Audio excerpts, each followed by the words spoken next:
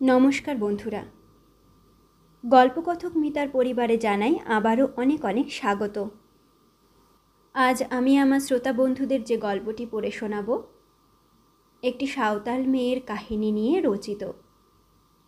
আজ আমি পড়ে শোনাচ্ছি শৈলজানন্দ মুখোপাধ্যায়ের রচিত মায়াবিনী ছোট গল্পটি। শুরু করছি বন্ধুরা আমার আজকের উপস্থাপনা। মাইনু সাঁওতালের মেয়ে, বয়স 20 কি 30, ঠাউর করিবার উপায় নাই। চেহারাখানা ঠিক যেন কালো মার্বেল পাথরের ভিতর হইতে কুঁদিয়া বাহির করা হইয়াছে। গায়ের রংটা ফর্সা হইলে হয়তো তাহাকে রাজরানী বলিতাম, কিন্তু অসভ্য সাঁওতালের মেয়ে সে। খাদের নিচে কয়লার ঝুড়ি মাথায় বহিয়া পেটের দায়ে সমস্ত দিন খাটিয়া মরে। তাহার আবার রূপ, তাহার আবার গুণ। মাসখানেক হইল সে ইকরার কয়লা কুঠিতে কাজ করিতে আসিয়াছে, কিন্তু ইহারই মধ্যে তাহাকে চিনে না এরকম লোক কুঠি খুঁজিলে দু একটা পাওয়া যায় কিনা সন্দেহ। হাসি তাহার মুখে 24 ঘণ্টা লাগিয়াই আছে। চোখের জলের সহিত মাইনুর পরিচয় কোনো দিন হইয়াছে বলিয়া বোধ হয় না। 5 নম্বর কুলি ধাওড়ার একটেরে একটা আম গাছের তলায় ছোট্ট একটা ঘরে সে বাস করে। দিনে কিংবা রাত্রে, যেদিন যখন খুশি খাদের নিচে খাটিতে যায়। যার তার সঙ্গে হাসে, কথা কয়, আপন মনে গান করে। কোনো দিন রাঁধে, কোনো দিন বা শুধু মদ খাইয়াই পড়িয়া থাকে। এমনই করিয়া বেশ সুখে স্বচ্ছন্দেই তাহার দিনগুলা কাটিতেছিল। বর্ষাকাল। গত রাত্রি হইতে বেশ জোরে জোরে বৃষ্টি নামিয়াছে। অতি প্রত্যুষে শয্যা ত্যাগ করিয়া মাইনু দেখিল বৃষ্টি তখনও ধরে নাই, অথচ তাহাকে কাজে যাইতেই হইবে। কাল দিনের বেলা সে যাহা কিছু রোজগার করিয়াছিল, রাত্রে মদ খাইয়া তাহা শেষ করিয়াছে। নেশার ঘোরে পড়িয়া না থাকিলে হয়তো তাহার নিঃসঙ্গ বাদল রাত্রিটা কাটানো দায় হইয়া উঠিত। তথাপি আজ সকালে উঠিয়া প্রথমেই তাহার মনে হইল, ছি ছি, সে করিয়াছে কি? আজ 6 আনা পয়সা থাকিলে হয়তো সে পেট পুরিয়া খাইয়া বাঁচিত। ক্ষুধার্ত মাইনু আজ তাহার অবসন্ন শরীর লইয়া খাদের নিচে পরিশ্রমের হাত হইতে পরিত্রাণ পাইত। কিছুক্ষণ পরে বৃষ্টির জোর কমিয়া আসিল। মাইনু বাহিরে তাকাইয়া দেখিল কর্দমাক্ত পথের ধারে খানা ডোবাগুলো বর্ষার জলে থই থই করিতেছে এবং তাহারই আশেপাশে ভেকের অশ্রান্ত কলধ্বনি শুরু হইয়াছে। গাছের ডালে ডালে কাকগুলা পাখা ঝাড়িয়া চিৎকার করিতেছে। চারিদিক ফর্সা হইয়া গেছে। দূরে কয়েকটা তাল গাছের ফাঁকে পূব গগনের সীমারেখায় ক্ষান্ত বর্ষণ নীল আকাশের গায়ে অরুণ আলোর রক্তাঞ্জলি ছড়াইয়া পড়িয়াছে। প্রভাত হইতে বিলম্ব নাই। পিপাসার্ত মাইনু ঢকঢক করিয়া খানিকটা জল খাইয়া সপসপে পথের উপর নামিয়া পড়িল।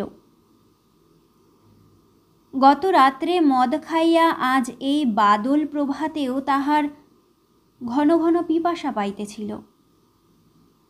তাহার চোখের সম্মুখে ধরিত্রী তখনও রিমঝিম করিতেছে, কিন্তু তাই বলিয়া তাহার শত উৎসারিত আনন্দ উৎস একটুকু মন্দীভূত হয় নাই। মাইনু জড়িত চরণে পথ চলিতে চলিতে গান ধরিল। নদীতে পড়েছে বান, পার করো ভগবান। বলো দাদা, কত দূরে জামতারা? কুঠির একজন ছোকরা বাবু সেই পথ ধরিয়াই বোধহয় কুলিধাওড়ার দিকেই আসিতেছিল। মাইনুর গানের অর্থ বুঝিতে না পারিয়া ফিক করিয়া হাসিয়া ফেলিল। মাইনু তাহার গতিরোধ করিয়া সুমুখে দাঁড়াইয়া পড়িল। গান বন্ধ করিয়া হাসিতে হাসিতে কহিল, হাসলি কেনে বাবু? বাবু কহিল, বাহ, হাসবারও জো নেই আমার। মাইনু ছাড়িবার পাত্রী নয়, বলিল, বল বাবু, তুকে বলতেই হবেক, হাসলি কেনে? আমাকে দেখে লয়? না, তোর গান শুনে। বারে বলিয়া মাইনু তাহাকে পথ ছাড়িয়া দিয়া আবার চলিতে লাগিল। হাত 10-12 আসিয়া আবার গান ধরিল। হাওয়া গাড়ি টমটম বাবুর বাগানে, ও ছোড়া তুই বলে যা রে, হাসলি কেনে? বলে যা, হাসলি কেনে? মাইনু অফিস ঘরের কাছাকাছি আসিয়া পড়িয়াছিল। এমন সময় পথের ধারে বোয়ান ঝোপের নিকট হইতে গুরুগম্ভীর স্বরে কে যেন ডাকিল, মাইনু। মাইনু চমকিয়া পিছন ফিরিতেই এক বৃদ্ধ সাঁওতালের দিকে তাহার নজর পড়িল। তার ডান হাতে লণ্ঠন, বাঁ হাতে একটা ছাতি। কোটরগত চোখ দুইটা জলজল করিতেছে। মাইনু হঠাৎ গম্ভীর হইয়া গেল। বজ্রাহতের মতো পথের ধারে দাঁড়াইয়া কহিল, ইখানকেও এসেছিস পারিয়া? আমি যাব নাই, যা। হ্যাঁ, যাবি নাই? তোর বাপকে যেতে হবে। কিসকে?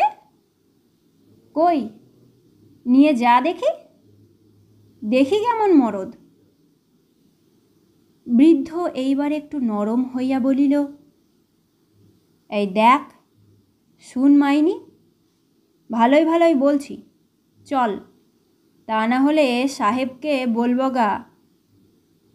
হ্যাঁ, বড় তো সাহেবকে ডরায় কি না। আমি যাব নাই, তুই কি করবি কর, বলিয়া হাসিতে হাসিতে মাইনু চলিয়া গেল। পারিয়াও ধীরে ধীরে ম্যানেজার সাহেবের বাংলোর দিকে অগ্রসর হইল। বাংলো ঘরের সম্মুখে অপরিসর বাগানের লাল কাঁকর বিছানো রাস্তার ওপর সাহেব পায়চারি করিতেছিল।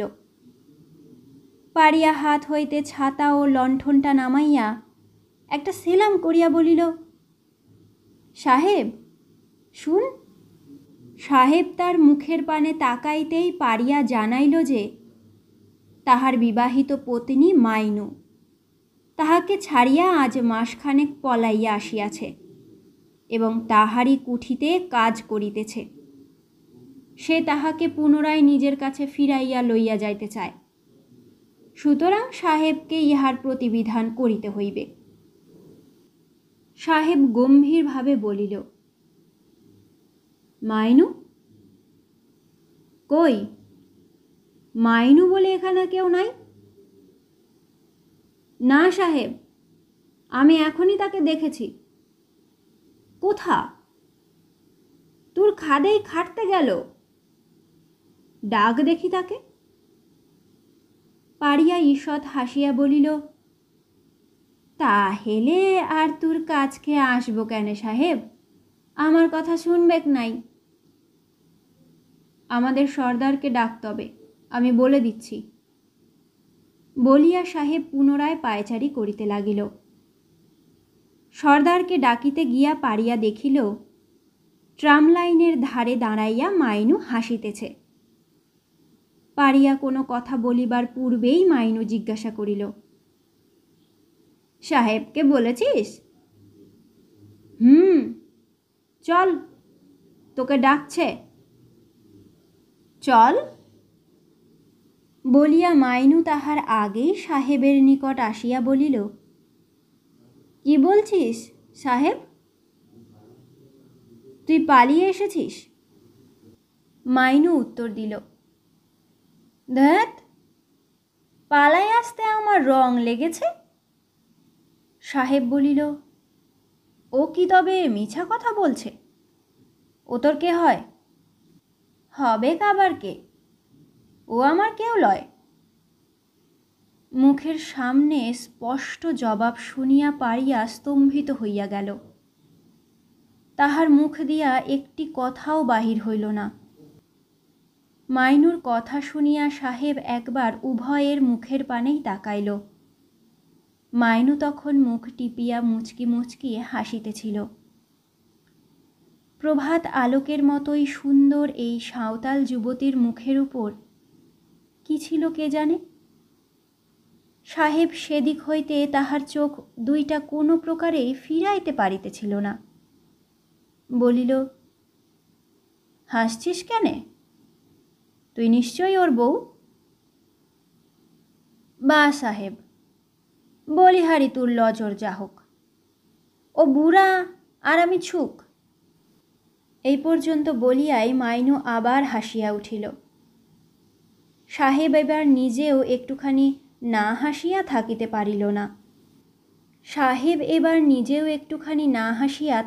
পারিল না।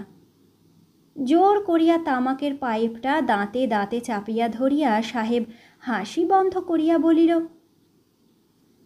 তুই নিজেই এসেছিস বুড়ো, তুই ওকে পাবি না। দেখছিস না মনের ভাব। তা বেশ, আমি চললুম। বলিয়া বৃদ্ধ পারিয়া তাহার ছাতা ও লণ্ঠনটি পুনরায় তুলিয়া লইল। একবার কাতর দৃষ্টিতে মাইনুকে শেষ দেখা দেখিয়া লইয়া বুড়া চলিতে লাগিল। সে যখন বাগানের গেট পার হইয়া রাস্তায় গিয়া পৌঁছিল, সাহেব ও মাইনু তখনও পাশাপাশি দাঁড়াইয়া তাহাকেই লক্ষ্য করিতেছে। সাহেব ঈষৎ হাসিয়া ডাকিল, মাইনু। বোধহয় সে তাহাকে কোনো কথা বলিতে চাহিতেছিল। আসি, এই বলিয়া মাইনু পারিয়ার দিকে ছুটিতে আরম্ভ করিল। পারিয়া তখন গুদামের নিকট রাস্তা ভাঙিয়াছে। মাইনু খপ করিয়া তাহার হাতটা ধরিয়া ফেলিল। বলিল, এই, কোথা চললি তুই? কেনে? নুনিয়ার কুঠি? ছাড়। বলিয়া বৃদ্ধ তাহার হাতটা ছাড়াইয়া লইবার চেষ্টা করিল। মাইনু সহাস্য মুখে বলিল, বাবা লো, রাগ দেখ বুড়ার। আয় আয়, আমার ঘরকে আয় পারিয়া, এইখানেই থাক, আর নুনিয়াকে যে কাজ নেই। বুড়া বলিল, তুই কোন ধাওড়ায় থাকিস? তুই আয় কেনে, হই 5 নম্বরে। বলিয়া বুড়াকে এক প্রকার টানিতে টানিতেই মাইনু তাহার ক্ষুদ্র কুটিরে আসিয়া উপস্থিত হইল। পারিয়াকে ঘরের ভিতর বসাইয়া বলিল, আমরা এইখানেই থাকব, তুই আর ইখান থেকে যেতে পাবি নাই কিন্তুক। বলিয়া কিয়ৎক্ষণ চুপ করিয়া থাকিয়া আবার বলিল, তুই এইখানেই বস কেনে, আমি খাদকে যাই। মাইনুকে ছাড়িয়া দিবার ইচ্ছা পারিয়ার ছিল না, তাই জিজ্ঞাসা করিল, কেনে? খাটতে যাব নাই? খাবি কি? তোকে খাওয়াবো কি? তোর মতন তো টাকা নাই যে বসে বসে খাবো। শেষের কথাটা বুড়ার প্রাণে বেশ আঘাত দিল।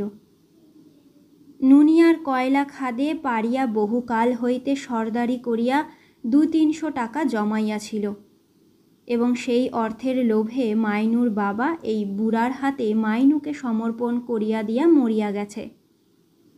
কিন্তু বিবাহের পর হইতেই মাইনু পারিয়ার নিকট হইতে পলাইয়া যায়। পারিয়া আবার ধরিয়া আনে, মাইনু আবার পালায়। এমনি করিয়া উভয়ের মধ্যে একটা মনোমালিন্যের সৃষ্টি হওয়ায় পারিয়া প্রাণপণে তাহার সঞ্চিত অর্থগুলি নিজের কাছে সাবধানে রাখিত। মাইনুর হাতে দিতে তাহার সাহস হইত না। মাইনু সে অর্থের প্রত্যাশীও ছিল না। আজ হঠাৎ কি ভাবিয়া কথাটা বলিয়া ফেলিল।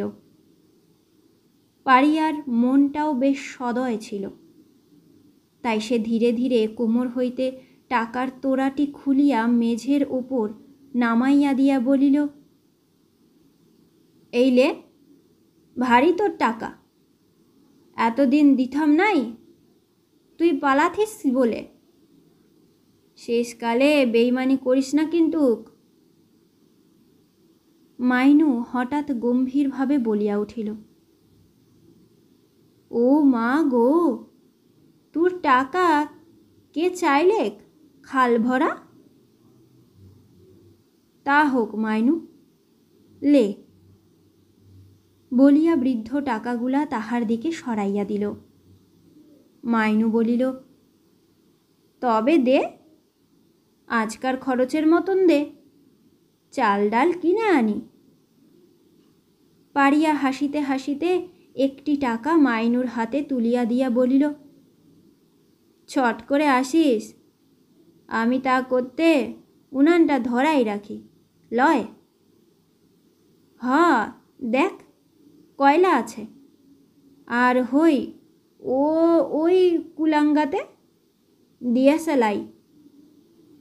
বলিয়া মাইনু চলিয়া গেল।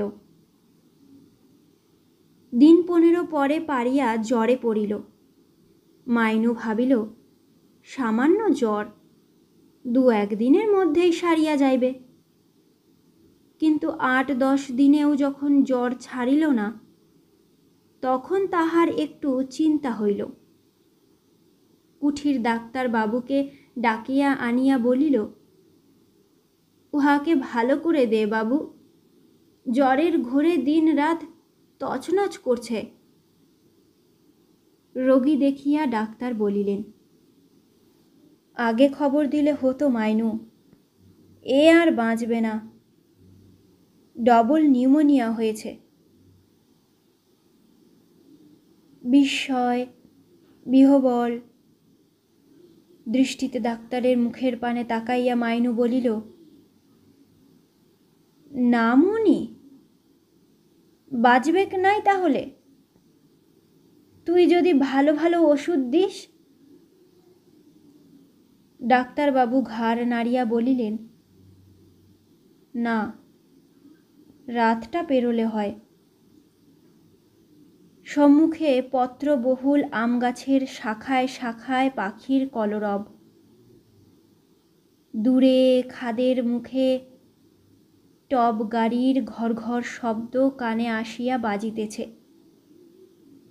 বাহিরে সন্ধ্যার আসন্ন অন্ধকারে রাস্তাঘাট ধীরে ধীরে ডুবিয়া যাইতেছিল।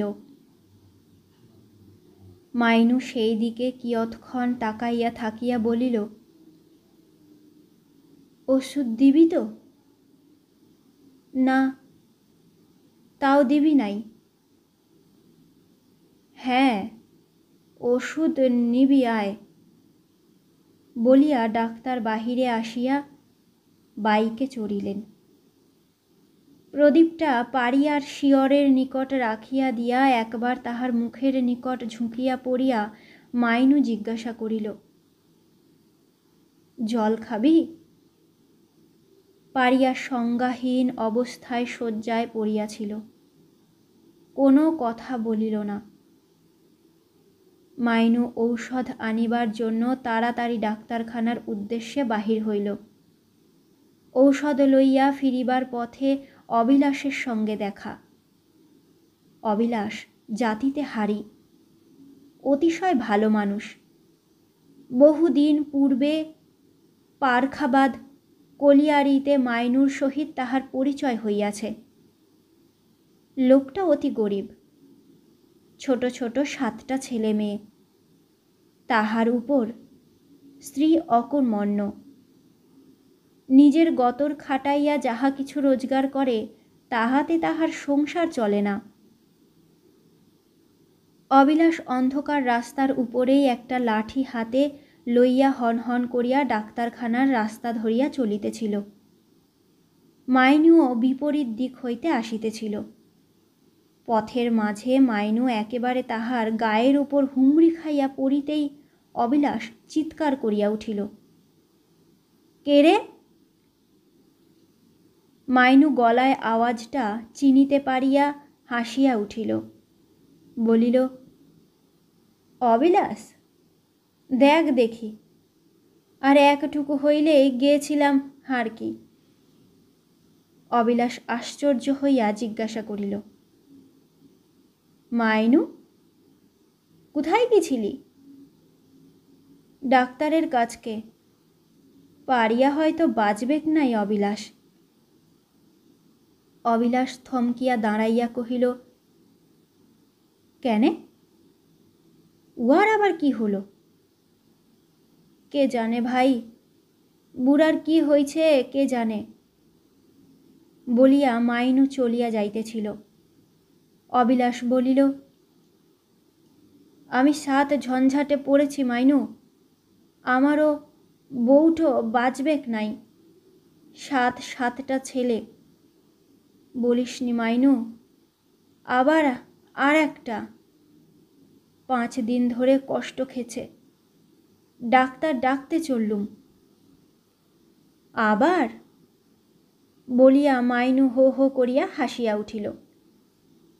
হটে, তোর হতো তো বুঝতিস মজা, এমনি করে হাসতিস তাহলে।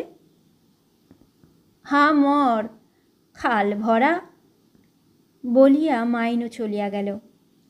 ঘরে গিয়া দেখিল প্রদীপটা তখনও মিটমিট করিয়া জ্বলিতেছে। পাড়িয়া মলিন শয্যা হইতে গড়াইয়া গড়াইয়া মেঝের উপর অনেক দূরে চলিয়া আসিয়াছে।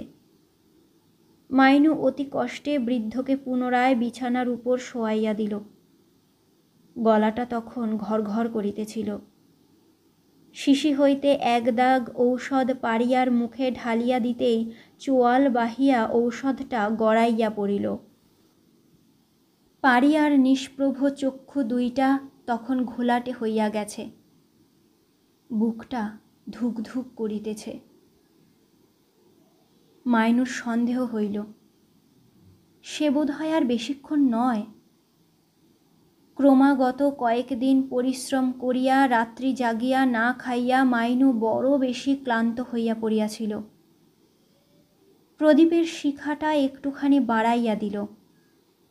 দরজার নিকট আঁচল বিছাইয়া মাইনু শুইয়া পড়িল। অবিলাস ডাক্তারখানা হইতে ফিরিবার পথে একবার মাইনু ও পাড়িয়ার সংবাদ লইয়া যাইবে ভাবিয়া দরজার নিকট আসিয়া ডাকিল, মাইনু।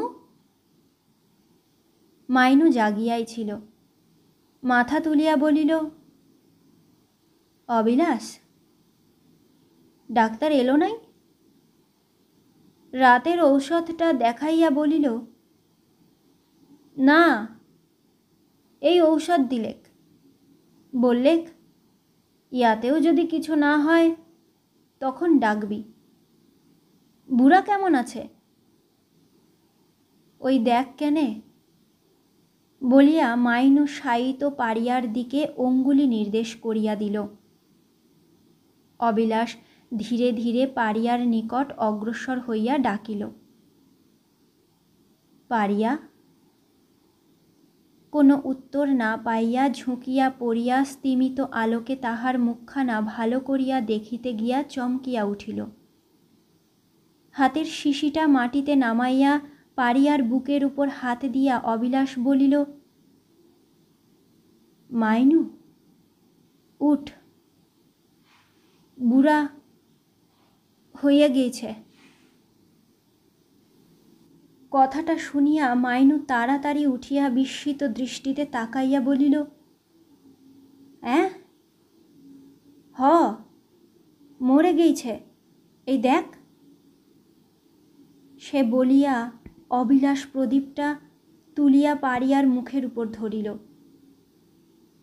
মাইনু বলিল, আমি কিছুই জানতে লেড়েছি অবিলাস, তাহলে এত রেতে কি করি? উভয়েই নিস্তব্ধভাবে মৃত পাড়িয়ার মুখের পানে তাকাইয়া বসিয়া রহিল। বাহিরে তখন বাদল রাত্রির অন্ধকার ঝমঝম করিতেছে। কিয়ৎক্ষণ পরে অবিলাস বলিল, তুই বস, আমি শিশিটা রেখে আসি, লোকজন কাঠ কয়লার জোগাড় করতে হবে তো। হ, যা। বলিয়া মাইনু তাহার একখানা মোটা কাপড় দিয়া পাড়িয়ার মৃতদেহটা আবৃত করিয়া দিল। অবিলাস চলিয়া গেলে মাইনু শুষ্ক চক্ষে আর একবার বাহিরের দিকে তাকাইয়া দেখিল,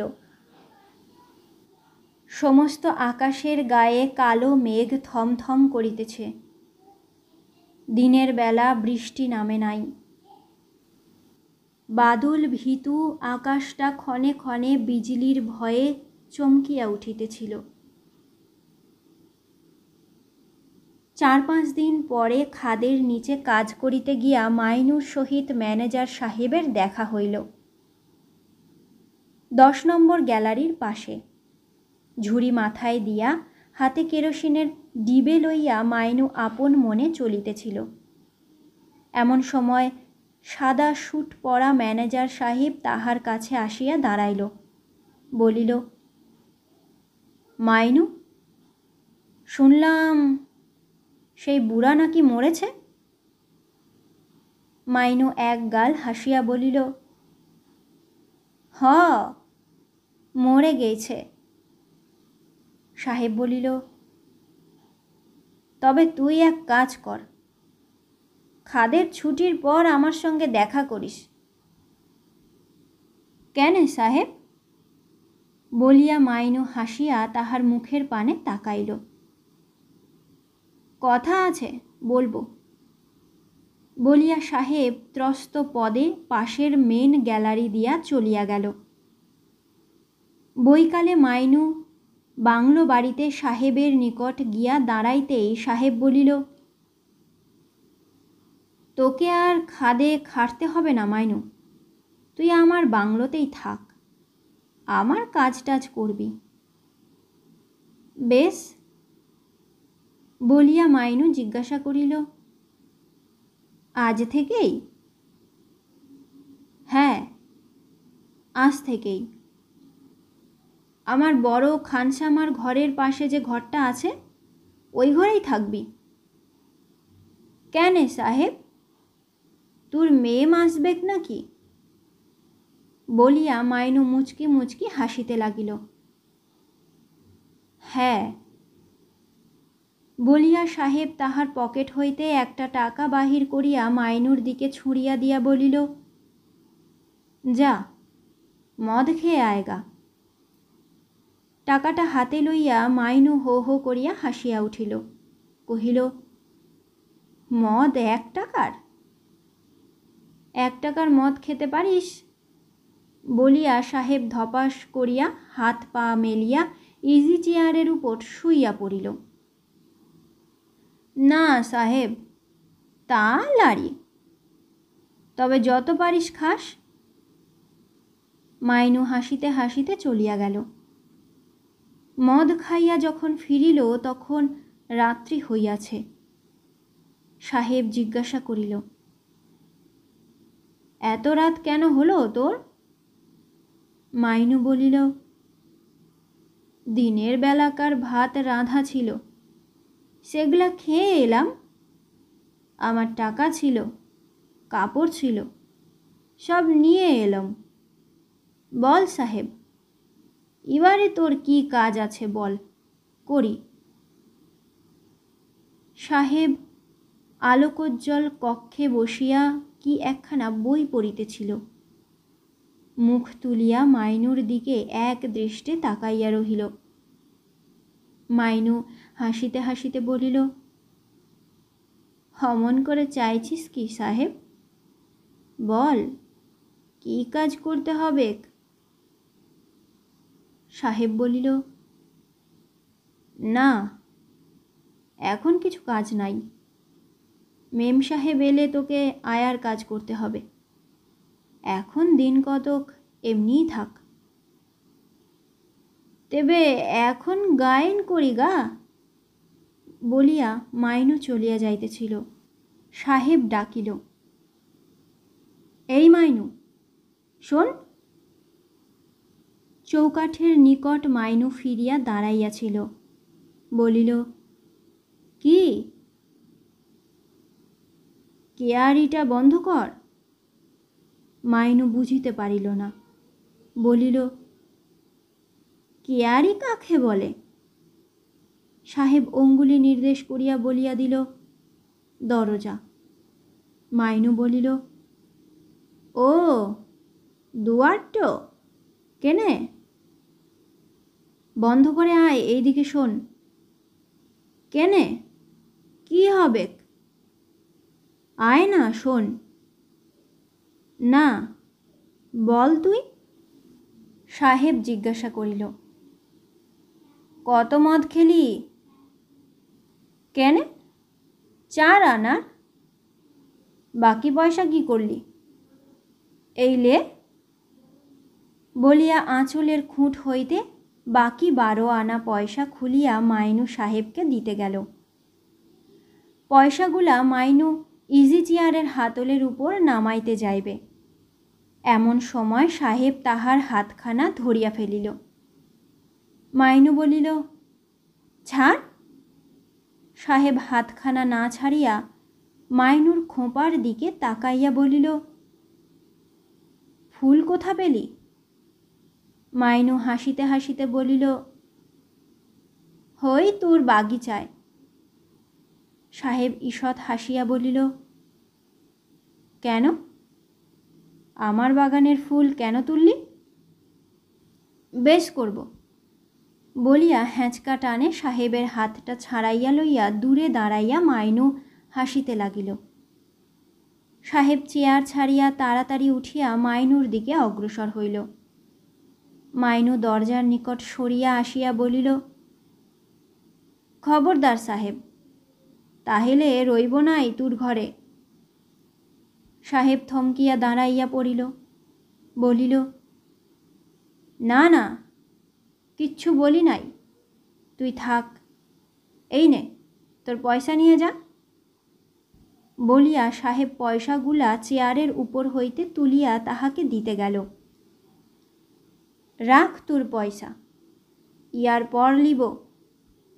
বলিয়া মাইনু ফিক করিয়া একবার হাসিয়া ত্রস্ত চরণে সেখান হইতে বাহির হইয়া গেল। সাহেবের নিষেধ সত্ত্বেও পরদিন প্রাতে মাইনু খাদের নিচে কাজ করিতে গেল। বেলা প্রায় 10টার সময় অবিলাস গাঁইতি দিয়া কয়লা কাটিতেছিল। মাইনু বলিল, এই রাখ, রাখ গাঁইতি রাখ। দিন রাত কাজ করছিস, মরে যাবি যে। গাঁইতি নামাইয়া অবিলাস বলিল, মরতে আর বাকি আছে নাকি মাইনু? ওহ।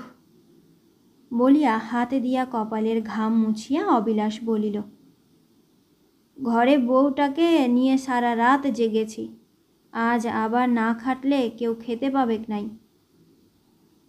আয় আয়, একটু জিরেইলে, ভারী তো কাজ। বলিয়া মাইনু অবিলাসকে টানিতে টানিতে সেখান হইতে লইয়া আসিল। 3-4টা গলি রাস্তা পার হইয়া একটা নির্জন অন্ধকার সুরঙ্গের মধ্যে যাইয়া মাইনু বলিল, এইখানটা বেশ ঠান্ডা, বস। তোর মেয়ে কেমন আছে?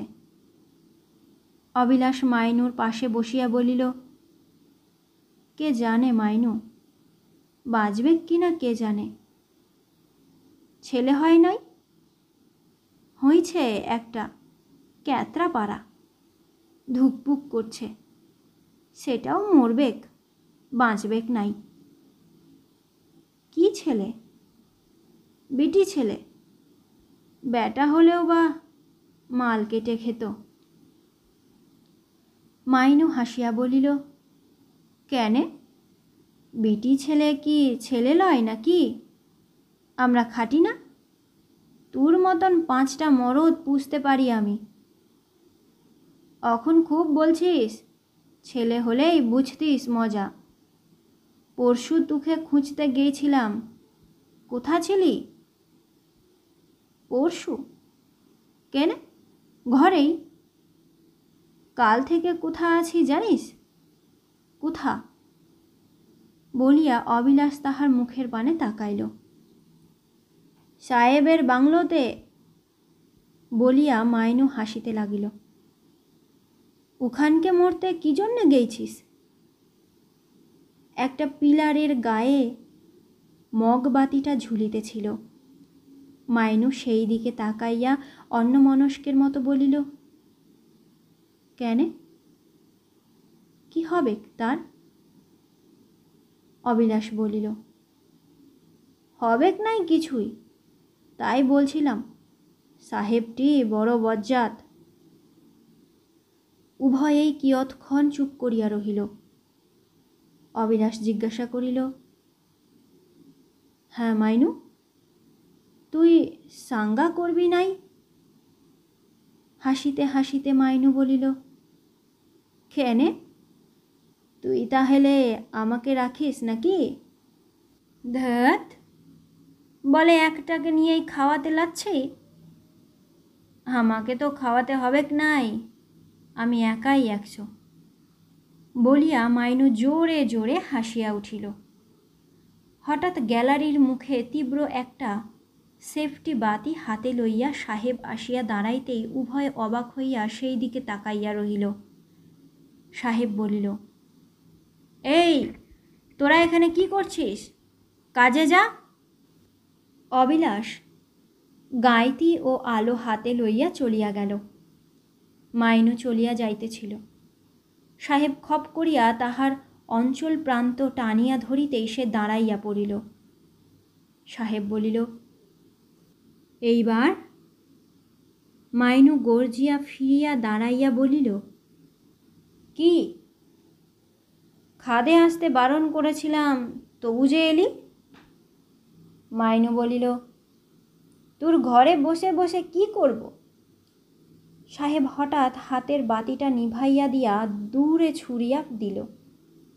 নিমেষেই এই পাতাল গহ্বরের অন্ধকার চোখের সম্মুখে আরও বিরাট হইয়া উঠিল। সাহেব ধীরে ধীরে বলিল, চুপ, চেঁচাস না। মাইনুর বুকটা ধড়াস করিয়া উঠিল। সাহেব পাতলুনের পকেট হইতে একটা রিভলভার বাহির করিয়া অন্ধকারেই মাইনুর হাতের নিকট ধরিয়া বলিল, দেখেছিস এটা কি? কই? বলিয়া মাইনু হাত দিয়া নাড়িয়া দেখিয়া বলিল, কে জানে তো। পিস্তল, চেঁচালেই মেরে ফেলব। মাইনু নিশ্চলভাবে দাঁড়াইয়া রহিল। সাহেব পিস্তলটা রাখিয়া মাইনুর হাত দুইটা চাপিয়া ধরিয়া বলিল, উহার সঙ্গে কি হচ্ছিল তোর? মাইনু কথা বলিল না। তাহার সর্বাঙ্গ ঝিমঝিম করিতেছিল। ঘন অন্ধকারাচ্ছন্ন গুহার মধ্যে সাহেবের চক্ষু দুইটা মাইনুর মুখের উপর জ্বলজ্বল করিতে লাগিল। বেলা 12টার সময় মাইনু খাদ হইতে উঠিয়া সাহেবের বাংলো বাড়ির যে ঘরে সে রাত্রি কাটাইয়াছিল সেখান হইতে তাহার পরিত্যক্ত 2খানা কাপড় এবং পাড়িয়ার দেওয়া টাকার থলিটি সঙ্গে লইয়া ধীরে ধীরে মাতাল শালে গিয়া উপস্থিত হইল। তখন হইতে আরম্ভ করিয়া বেলা 3টা পর্যন্ত সে কত যে মদ খাইল তাহার ইয়ত্তা নাই। মদের দাম দিয়া তাহার আর সেখান হইতে উঠিয়া যাইবার ক্ষমতা ছিল না। তাহার শুষ্ক মলিন মুখখানি দেখিয়া মনে হইতেছিল এ যেন সে মাইনু নয়। প্রায় ঘণ্টাখানেক পড়িয়া থাকিবার পর একটুখানি সুস্থ হইলে মাইনু ধীরে ধীরে সেখান হইতে উঠিয়া আপন মনেই চলিতে লাগিল। সন্ধ্যার কিছু পূর্বে অবিলাসের ধাওরা ঘরের নিকট গিয়া ডাকিল, অবিলাস। মাইনুর ডাক শুনিয়া অবিলাস ছুটিয়া বাহির হইয়া আসিল। বলিল, তুকেই আমি খুঁজছিলাম মাইনু। আর শুন, আমার সর্বনাশ হয়েছে।